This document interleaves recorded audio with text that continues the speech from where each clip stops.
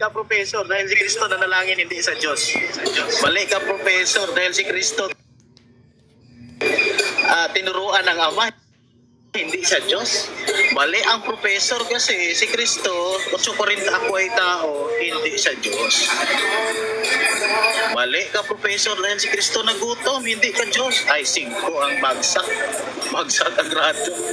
Ay, iintindihan na lang natin yung argumento ng mga INC. Kaya nga, kasi nga, ang mga ministro nila, even si Felix Manalo, hindi Bible scholar, hindi theologian, nagkulong lang. Kaya yan yung mga latag nila.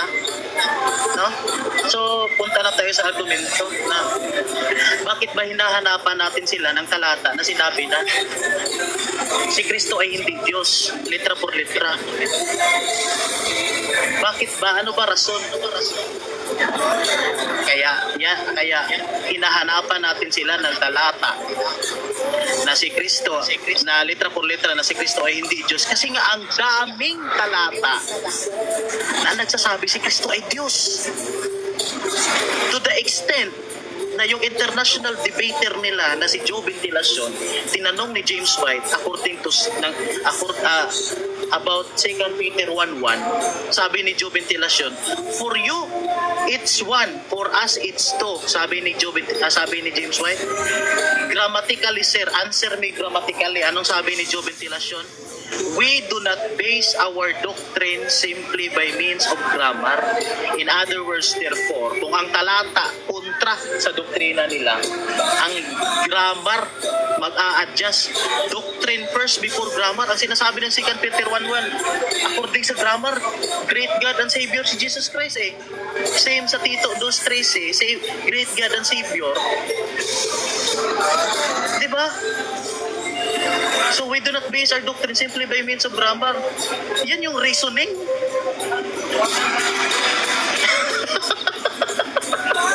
In front of international audience. Reasoning ng isang INC na hindi kami nagbabase ng doktrina namin sa grammar kasi ang sinasabi ng grammar, Diyos si Kristo. Kaya hinahanapan natin sila ng talata na sinasabing hindi Diyos si Kristo, litra por litra. Maski ang mga apostoles man lang magsabi, or mismo si Kristo, ako ay hindi Diyos, ang Ama lang. Hindi. Ano pa sinabi ni Kristo? Ako at ang Ama ay isa. At natalakay natin yan, na bakit sinabi niya yan? Kasi nga, sa taas ng talata, sinabi ni Kristo, sa Kanya yung mga tupa. At siya yung nagbigay buhay ng mga tupa, ikaw na isang tao. Kaya pako siya sa cross. Kaya sabi ni Kristo, lapastangan ang mga INC, ang mga Hudyo. Dahil sila'y naniniwala na ako ay hindi Diyos. Lapastangan sila. Same mindset ng mga modern na Hudyo, itong mga INC. Kung si Kristo na buhay 2025 ay pako din to sa cross. Or wala ng cross ngayon, baka lethal injection. Kasi nga, ang mga INC naniwalang hindi Diyos si Kristo eh. Modern Hudyo. Ngayon, bakit ba natin nasabing Diyos si Kristo? Kasi nga, turo ng mga apostoles na Diyos si Kristo. Titus 2:13 at 2 Peter 1:1, napakalinaw niyan. Great God and Savior Jesus Christ. Granville Sharp Rule. Ano sinasabi ng Granville Sharp Rule?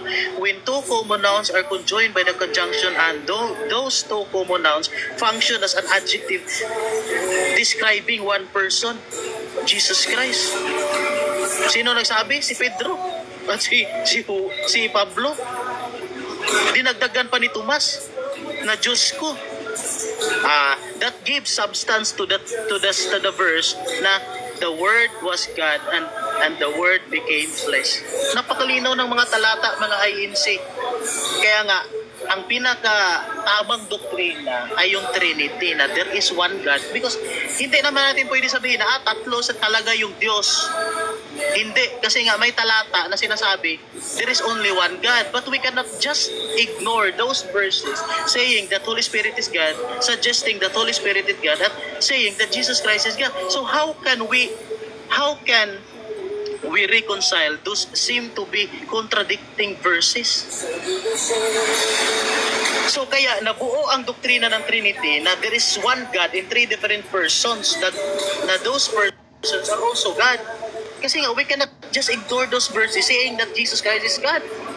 Kaya, to the extent na baliin nyo yung talata, nagmumukha kayong tanga,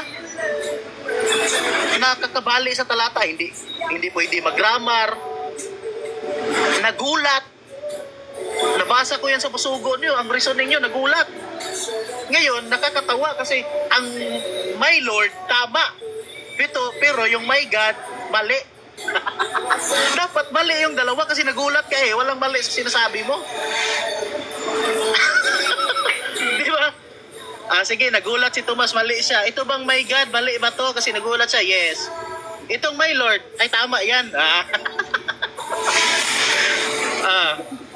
Ang kalahati, tama. Ang kalahati, mali, di ba? Napansin niyo yung reasoning niyo mga INC? Napansin niyo yung reasoning mo? Hindi niyo? That portrays your stupidity. No? May ipapakita akong illustration dito ng doktrina ng mga INC about Jesus Christ. Kulang pa to eh. Sa Isaiah, isa lang yung Savior ang sinasabi. Pero INC believe also that Jesus Christ is Savior. Check. There is only one Lord, Isaiah 45:5. Pero si Kristo, Diyos, Panginoon din. Check. Check yan sa mga INC, no? They took exemptions to this, seem to be absolute. Absolute eh, kung babasahin mo, walang iba. Di ba? Pero dito, si Kristo, Panginoon din siya. Dito, Panginoon din siya. Check yan sa mga INC. Dito, worship God only. Absolute yan. Babasahin natin yan. Pero, INC also worship Jesus. Kahit absoluto, they also took exemption na pinapasamba eh. So kahit sabihin na Diyos lang ang dapat sambahin kasi nakasulat eh. Check. Dito, one God, wrong sila, wrong. Kahit ang daming talata oh, kulang pa nga to eh. Kahit ang daming talata nagsasabing Diyos si Kristo. Dito pa rin sila nagsistick as one God. So dito, they took exemption to this seem to be absolute verses. One God, walang ibang Diyos, walang ibang tagapagligtas. Naniniwala sila tagapagligtas din si Kristo. Pero dito, isa lang yung Diyos. Ban. Di ba? Pansin nyo ang diagram. Hindi Diyos si Kristo. Di ba? Pansin nyo? Di ba? Common sense dictates. Sinasabi, Diyos lang ang dapat sambahin. Sinasamba din si Kristo. O dapat ibaluktutin nyo to, dapat no? Hindi dapat sambahin si Kristo kasi Diyos lang dapat sambahin. Dapat hindi Panginoon si Kristo kasi ito eh. Isa lang yung Diyos eh, walang iba. Dapat isa lang tagapagligtas eh, walang iba. Sinabi dito walang iba. Check kayo lahat yun, check. Pero dito isang Diyos. Pero nang sinabing Diyos si Kristo, nagulat. Hindi kami nagbabase sa grammar. ang verbo ay panukala, plano. Ang daming reasoning, no? Ngayon kulang pa to. Ngayon, may talata ako ipapakita. Saan na yun? Ay, nawala. Sabihin ko na lang. Post ko na lang na question. Sino ba yung nagbigay buhay sa tupa according sa Biblia? Si Kristo or ang Diyos Ama? Sino ba yung hukom nating mga tao? Ang Diyos o si Kristo? Question mark yan ha, hindi ko yan sasagutin. Kasi ang pinakita ko mga iisa yun eh. Iisa sila lahat. Pagka Diyos, pagka Savior, pagka Panginoon. Pero sino yung hukom nating lahat? Diyos o si Kristo? Sino yung nagbigay buhay ng mga tupa? Ang Diyos o si Kristo? Ay, tapos na. Pwede magtanong din.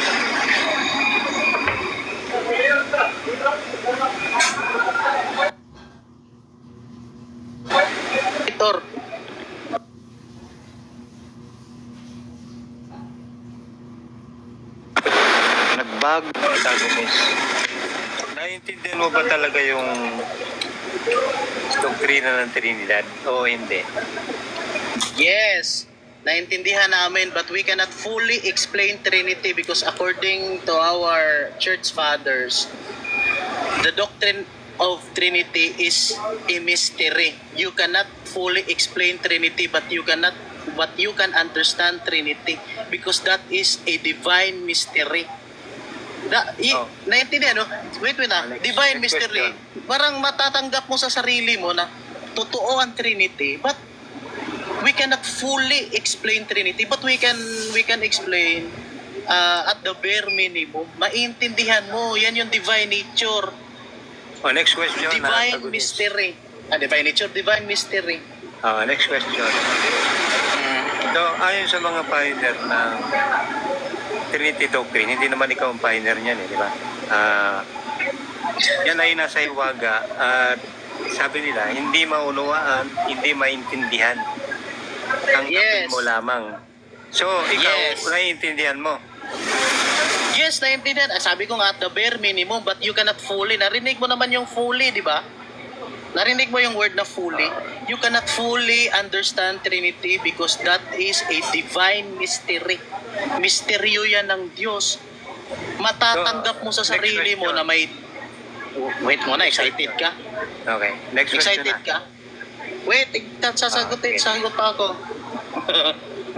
Sabi ko nga, we cannot fully understand Trinity. Tama naman because that is a divine mystery. Kasi kung maintindihan mo yan full, para ka ng Diyos. Diyos yan eh. Ang maintindihan mo lang, the bare minimum. No? Next question. Sabi ng mga nagtaguyod yan, hindi nila maintindihan, hindi nila maunawaan. Dahil mystery yan. So, sabi mo, naunawaan mo, mas marunong ka pa sa kanila, ganun ba? Hindi. Sabi ko nga, we cannot fully understand Trinity, but we cannot fully explain Trinity, but we can understand Trinity at the bare minimum. Divine mystery yan eh. Misteryo yan na bakit? Pasagutin mo ka, na bakit? Isa lang yung Diyos, pero ang sinasabi ng Biblia, Diyos si Kristo, na pilit niyo binabaluktot. Anong klaseng hiwaga ito? Anong klaseng misteryo ito? Na sinasabi, isa lang yung tagapagligtas, isa lang yung Panginoon, isa lang yung dapat sambahin, isa lang yung hukom, isa lang yung Alpha at Omega, isa lang yung... isa lang yung Wait muna, di kita papasagutin, di kita papatanungin kung di mo ako pasasagutin. Maghintay ka. Kaya nga, hiwaga ito kasi nga bakit sinasabi ng Biblia isa lang yung Diyos, pero sinasabi Diyos si Kristo, Diyos ay Espiritu Santo, isa lang yung tagapagligtas, sinasabi walang iba, isa lang yung Panginoon, walang iba, isa lang yung dapat sambahin, walang iba, isa lang yung hukom at walang iba, isa lang yung Alpha at Omega, walang iba, isa lang yung tagapagligtas at walang iba, isa lang yung tagapagbigay na buhay na tupa at wait muna, bakit nagtatanong ka hindi ka makinig sa sagot ko? Ay, kahit ikikitabi. Maubusan. Ano maubusan? Unlimited to. Di ka makinig sa... Kung ikaw nagtatanong ka, makinig ka sa sagot. Ulitin ko naman para maintindihan mo. Kaya tinatawag na misteryo. Kasi nga, there is one God. Pero, sinasabi ng Biblia, Diyos si Kristo din. Iisa lang yung Diyos. Pero sinasabi, Diyos si Kristo. Napakalinaw niyan. Na sinasabi nyo, nagulat. Hindi namin nagbibigay sa grammar, di ba yan yung reasoning nyo? Isa lang yung Panginoon, walang iba, Panginoon si Kristo. Iisa lang yung Savior si Kristo. Iisa lang yung hukom si Kristo. Iisa lang yung Alpha at Omega si Kristo. Iisa lang yung tagapagbigay buhay ng mga tupa, si Kristo nagbigay buhay din. Di ba? Lahat they're sharing divine nature, kung ano yung sa Ama, sa Anak. Kaya di maintindihan na sinasabing isa lang talaga yung Diyos. Kaya nga nabuo ang doktrina ng Trinity. Kasi nga, we cannot just ignore those verses suggesting and saying na Jesus Christ is God. Kaya nga, ang mga matatalinong mga theologian, church fathers, wala naman kayong Bible scholar, wala naman kayong theologian. Lahat naniniwala sa Trinity. Si Lucas tatanong yata sa akin. So yan yung sinasabi kong hiwaga itong Trinity. Hindi litra por litra na ni-reveal na Trinity. Bro. Litra por litra. Bro, Lukin, may tanong ka ba sa amin? Bro, may tanong ako kay antagonist. Mamaya lang Sa sa'yo. akin? Sige. Sige. Wait lang. Sige, mamaya na lang, baka may gustong magtanong dyan sa inyo. Sa akin na lang muna at nagkape pa si antagonist. Nagkape pa si antagonist. Sa akin na lang. Sige. Yung topic nyo, yung sa yung kanina sa Titus ba yun? Binanggit niya sa 2:13 Sabi doon na ginamitan niya ng grand rule, sharp rule. Ano ang pagkaintindi mo doon sa ikalawang Titus 2:13? Yung ba yun? Pagkasabi doon, dakilang Diyos at tagapagligtas. Kasi pinipilit niya na yun daw ay si Kristo. Kumbaga siya lang isa doon ang tinutukoy. Hindi dalawa. Anong sagot mo doon? Sa Mateo, dalawa talaga. Si Kristo, ang kaluwalhatian ni Kristo, kaluwalhatian ng Diyos, at ang mga anghel nandun. Kasi sa Roma 1:19, ang sabi dito, ang dapat malaman tungkol sa Diyos ay maliwanag na sa kanila. Alam na yan ng mga Kristiyano kung ano yung darating sa pagdating ng paghuhukom. Alam na ng mga Kristiyano yan. Bakit? Ang dapat malaman tungkol sa Diyos ay maliwanag na sa kanila. Bakit? Pagkat inihayag na ito ng Diyos, kaya walang mystery. Pag tungkol sa Diyos ang usapan, walang mystery dyan. Maliwanag na sa kanila, inihayag na ito ng Diyos. Pagkat mula pa ng likhain ang sanlibutan, ang mga hindi nakikitang katangian ng Diyos, ang walang hanggang kapangyarihan at banal na kalikasan ay maliwanag na nakita at nauunawaan mula sa mga bagay na nilikha niya. Kaya wala nang maidadahilan ang tao. Kaya wala nang maidadahilan. Sabi, mystery yan. Sabi ng Diyos, maliwanag na sa kanila yan pagkat inihayag na ito ng Diyos. Kaya alam ng mga tunay na Kristiyano yan. Yung darating ba kumbaga nasa kanya ang burden, hindi sa atin, no? Sina. Burden na. Kaya antagonist yung burden. Kasi pinapaniwalaan niya yung Titus na yan 2:13 ay talagang isa lang ang tinutukoy diyan, hindi dalawa. Para sa kanya para sa kanya kasi hindi siya two distinct person kundi one person yan parang gano'n ang sinasabi niya ito ang tunay na Diyos. Diba? At dakilang tagapagligtas. Abay, parang sinasabi niya ganun Siya lang, kumbaga, sa pagkaintindi niya, parang hindi siya two distinct person kundi iisa lang talaga Pagka ganun ang tinanggap, hindi na naman Trinity yan. Peking Diyos na naman yan. Kasi dalawa lang yan Wala namang dyan Kasi ang tunay na Diyos, Trinity lang, according sa Catholic. Kapag hindi Trinity, hindi tunay na Diyos. Ngayon, yung nilitaw dyan sa Titus, peking Diyos na naman yan. Simple. Oo.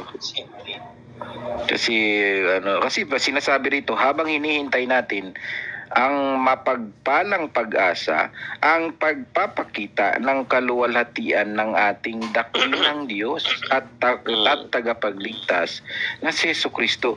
Dahil daw sa grand rule, sharp rule, ginamit yung at dyan o yung kay, ibig sabihin daw iisa lang yan. So wala siyang distinct person. Dalawa yan eh. Dalawa yan eh. Para sa Excuse me, excuse me, Lupin. Ano nga yung ginamit ko? Grand rule, sharp rule. Mali ka. Hindi grand rule. Grand Bill. Ano ba yun? Grand Bill. Sorry, Grand Bill. Grand Bill. Sorry. Hindi, Sige, nagkamali sige, lang ako. sige. Naantok ako eh. So, mali ang grammar. So, kaya nga, by simply means of oo, grammar, okay. by simply means of Okay. grammar, hindi siya enough. It's not enough, bro.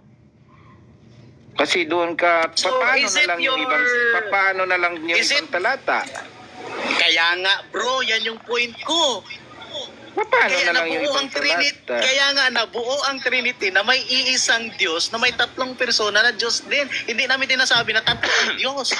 Iisang Diyos, kaya nga yung sinasabi ko, we cannot just ignore na yung verse na iisang yung Diyos, but we cannot also ignore na sinasabing Diyos si Kristo. So, kaya nga nabuo ang Trinity. Naintindihan mo ba yung Trinity? One God. We believe in one God. With three different persons which are also God. Iisang Diyos. Kaya nga, we cannot just ignore grammar. My God, pagtatawanan tayo niyan. We do not base our doctrine simply by means of grammar. Ngayon, ang sinasabi ko sa'yo, tanong ko sa'yo ganito. Since nagbasa ng Mateo si Aguilos, is it your stand that for us to understand a certain sentence, we need to read another sentence? Is it your stand? Sa amin, ang tawag dyan, scriptures. No, I'm asking you. Scriptures. I'm asking you a sentence. For you to understand a sentence, you need to read another sentence. Okay. For you to understand, you need to read to another sentence. Yan yung sinasabi niyo. Kasi ang basihan namin dyan, ang basihan namin dyan, iwinawangis namin yan. Ang tawag dyan yung syncresis or winawangis mo siya. Or ang tawag dyan sa ibang Dalawa yan eh. Word for word. Thought by thought. At saka contextual. Word for word, thought by thought, tsaka Okay. contextual. So, hindi mo maintindihan ang sentence na binabasa kung hindi ka pwede magbasa ng isang sentence. Tama? Depende. Depende Okay, kung let's scrutinize contextual. Titus. Depende Okay, kung contextual ba yun, kung thought by ba yan, or word for word. Depende yan. Thank you. I respect your answer. So dito sa sa Tito 2:13, ano ang function ng God and Savior dito sa grammar? Sa construction ng sentence, ano yung function ng God and Savior? Kasi we need to understand, kasi sabi nyo, hindi natin maintindihan. So, hindi natin maintindihan yung isang sentence, kaya nagbasa ng Mateo. So, ang sabi dyan, yung pagpapakita. hindi yung tanong ko, bro. Ang tanong ko, ano yung function ng word na God and Savior dito sa sentence na to? Yan ang tanong ko. Kasi kung hindi natin masagot ito, magbasa tayo ng ibang sentence. Walang function to? Ang sabi rito, ang kaluwalhatian ng ating dakilang Diyos at ng tagapagligtas na si Jesucristo. Tama. O ano ang function ng God and Savior dyan sa sentence na yan? Kasi yan ay dependent clause eh. Ano yung function ng God and Savior dyan? Is it subject, adjective, noun, common, anong function niya?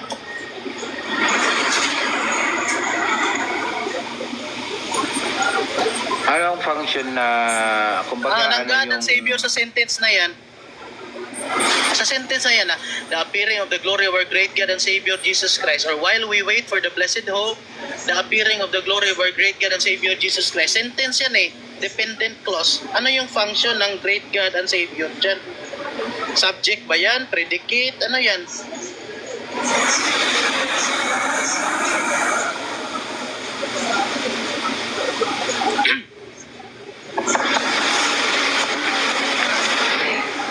Okay.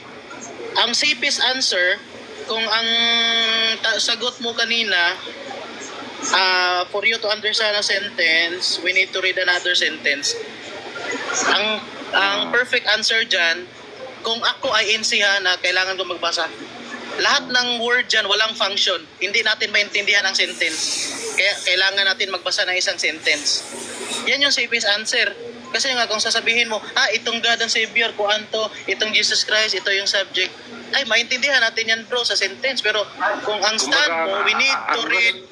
Kumbaga, ang gusto mong subject dito, ay yung dalawa nga ang tinutukoy sa amin dyan eh. Kayo kasi isa bro, lang eh. Excuse me bro, hindi gusto ko. Hindi gusto ko. Kaya nga mag-agree tayo kasi nag-aaral naman tayo, di ba, high school. Maski high school man lang, no? Ang gusto mo kasi, yung... Ay, hindi ko gusto. Ang function na tinutukoy dito, isa lang. Hindi ko yung gusto subject, yan. Yung subject.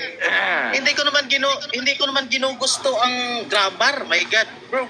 Rule of grammar yan na sinusunod natin lahat. Nag-aaral naman tayo ng elementary at high school. Maski ganyan lang. Hindi na lang college. So, alam naman natin yung simple construction ng isang sentence na may subject, may predicate, anong function ng subject, anong function ng yan ba? Pero ang previous answer mo kasi, tinanong kita, is it your stand that for us to understand a sentence, we need to read another sentence? So, ang safest answer, kung ako sa'yo, lahat ng word dyan, walang function. Walang predicate dyan, walang subject. Hindi maintindihan yan. Kasi di makikita mo naman ang kaluwalhatian ng ating dakilang Diyos. Di ba meron siyang guhit, kama? Tapos nilagyan lang siya ng at. No? At ng tagapagligtas yan yung panira. na si Jesucristo. So meron siya ditong yung function dito ng anak ng Jesucristo, yung tagapagligtas. Ay, hindi man hindi. Sorry. Ano ang function ng word sa sentence? Hindi function ng, for example, Jesus Christ, sino siya? Savior ba siya? Mediator? Hindi yung tinatanong ko. Function lang ng word ba? Is it a subject? Is it a predicate? Kasi nga, intindihan natin ang sentence. Kaya sabi ko sa'yo, ang perfect answer dyan, kung ang stand mo, magbasa tayo ng ibang sentence, lahat ng word sa Tito 2:13 walang function, di maintindihan ang sentence, kaya magbasa tayo ng ibang sentence para maintindihan natin ang Tito 2:13. Okay, diba? kung maanohin natin talaga, di ba yung sabi rito, ang sabi mo, ano ang function ng God and Savior. Great God and Savior. Na word.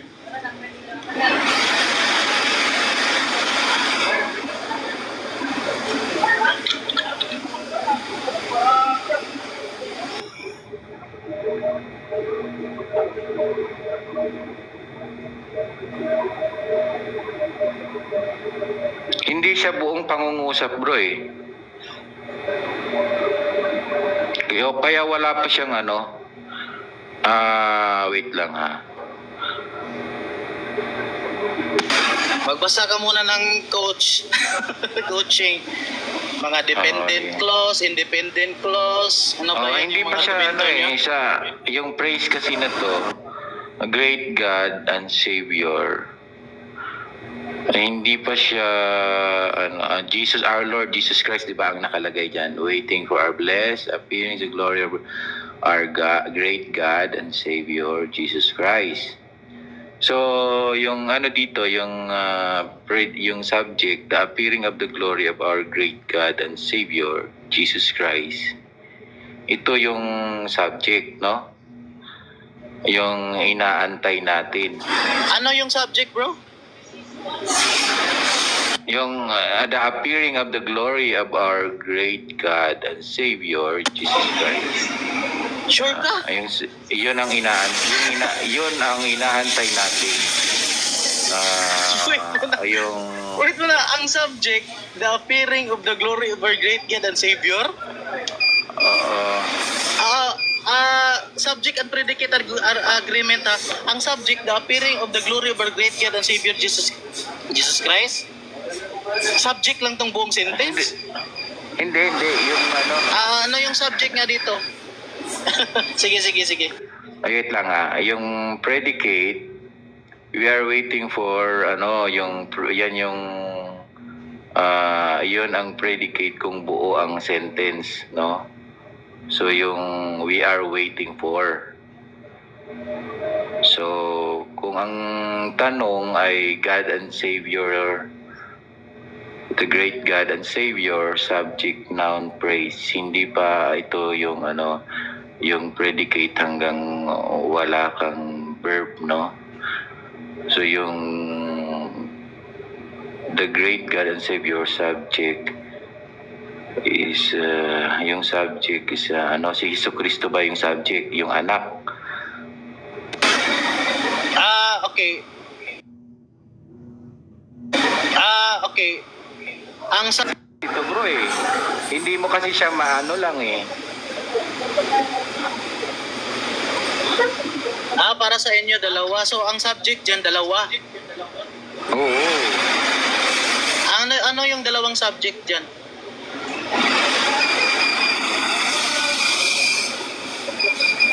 Parang kasi yan, basahin natin sa Efeso Ay, wait mo na. Sa Efeso 1:3. Bakit magbasa ng Efeso para malaman yung subject? Hindi. Verb and subject kasi, agreement nga. Hindi, kasi wait lang. Kasi parang ganito ang niyan yung... Ay, sorry. Sige, explain. Bawa, purihin nawa ang Diyos at Ama ng ating Panginoong Hesukristo. No? O dahil sa ating pakikipagkaisa kay Kristo, pinagkalooban niya tayo ng lahat ng pagpapalang spiritual sa kalangitan. So dito, kung yung sense niya, two distinct person dito ang tinutukoy sa Efeso 1:3. Yung sense niya ba, sabi rito, purihin nawa ang Diyos at Ama ng ating Panginoong Hesukristo. Ito yung Diyos ni Kristo, yung Ama, no? Ito yung sabi dito, purihin nawa ang Diyos at Ama ng ating Panginoon Hesukristo. So kumbaga yung tinutukoy diyan, Diyos ni Kristo at Ama ni Kristo, no? Ito yung pupurihin natin. Dahil sa ating pakikipagkaisa kay Kristo, pinagkalooban niya tayo ng lahat ng pagpapalang spiritual sa kalangitan. So ibig sabihin, dahil daw sa ating pakikipagkaisa kay Kristo, pinagkalooban tayo ng Diyos ng lahat ng pagpapalang spiritual sa kalangitan. So makikita mo diyan yung dalawang sense ng yung parang tinutukoy diyan sa Efeso 1:3. Parang ganyan din yan dito sa Pero dito talaga hindi ito isa lang. Bro, Para sa iyo kasi, I'm sorry for cutting you off. Lumibilis na tayo. Hindi ko naman sa'yo pinapa-explain, binibigyan ng diwa, etc. Ang tinatanong ko lang, simple lang, subject and verb agreement of a sentence. Ano yung subject dyan? Ano yung predicate dyan? Ano yung mga function ng mga word dyan? Grammar lang tayo. Kasi nga, kung ikaw mag-explain ka, hindi ko naman sinasabing i-explain mo. Tinatanong ko lang kung ano yung mga function ng word dyan. Kasi kung mag-explain ka, hindi naman yun yung tanong ko.